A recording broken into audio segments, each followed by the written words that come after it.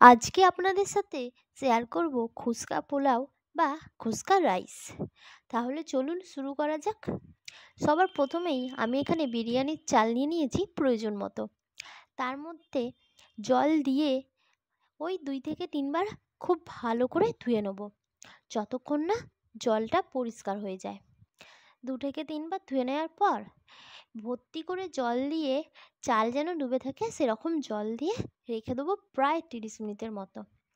ওই 30 মিনিট রেখে দেওয়ার পর আমি এখানে একটা জায়গায় বেশ কিছুটা পরিমাণে জল দিয়ে দিয়েছি। তার মধ্যে এলাচ, দারচিনি, লবঙ্গ, তেজপাতা ও সামরিচ, পরিমাণ মতো নুন, সাদা তেল আর হাফ লেবু রস দিয়ে দিয়েছি। দিয়ে জল ফোটা পর্যন্ত অপেক্ষা করেছি। জল ফুটে গেলেই তার মধ্যে ভেজানো চালগুলো দিয়ে দেবো। ও দিয়ে দেওয়ার পরে গ্যাসের ফ্লেমটা একটু কমিয়ে দেবো, খুব বেশি না। তারপর আর কি, ভাত হয়ে যাওয়ার পর ভাতগুলোকে ছেঁকে একটা অন্য জায়গায় নিয়ে নেব। ও সাথে সাথেই কিন্তু ভাতগুলোকে একটা জায়গার মধ্যে মিলে দিতে হবে ও ঠান্ডা করে নিতে হবে, না হলে এই রাইসটা করার সময় এই ভাত ভেঙে যাওয়ার সম্ভাবনা থাকে। ভাত এদিকে ঠান্ডা হয়ে যাওয়ার পর একটা ফ্রাই প্যানের মধ্যে কিছুটা সাদা তেল আর ঘি নিয়ে নিয়েছি। তার মধ্যে স্লাইস করে কাটা বেশ কিছুটা পরিমাণে পেঁয়াজ নিয়ে নিয়েছি। পেঁয়াজটাকে পুরো বেরেস্তার মতন করে ভেজে নিতে হবে। যতক্ষণে পেঁয়াজটা বেরেস্তার মতো ভাজা হচ্ছে, সেই সময় আমি এখানে একটা জায়গার মধ্যে বেশ কিছুটা টক দই আর ওই 2 চামচের মতো বিরিয়ানি মশলা নিয়ে মিক্স করে নিয়েছি।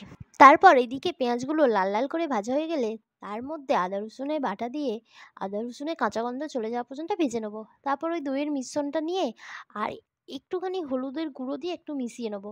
তেল ছেড়ে গেলেই অল্প অল্প করে ভাত দিয়ে এই মশলাটার সাথে ভাতটা খুব ভালো করে মিশিয়ে নেবো। আর এইভাবেই অল্প অল্প ভাত দিয়ে মিশিয়ে নিচ্ছি।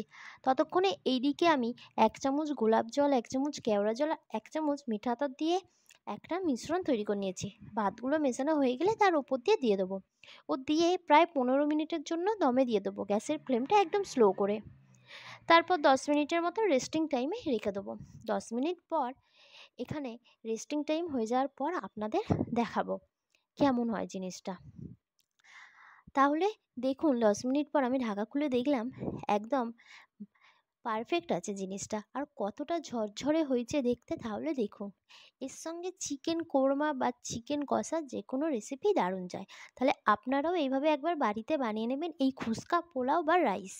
আশা করি ভিডিওটা আপনাদের ভালো লেগেছে। ভালো লেগে থাকলে অবশ্যই লাইক, কমেন্ট, শেয়ার আর চ্যানেলটিকে একটি সাবস্ক্রাইব করে নেবেন।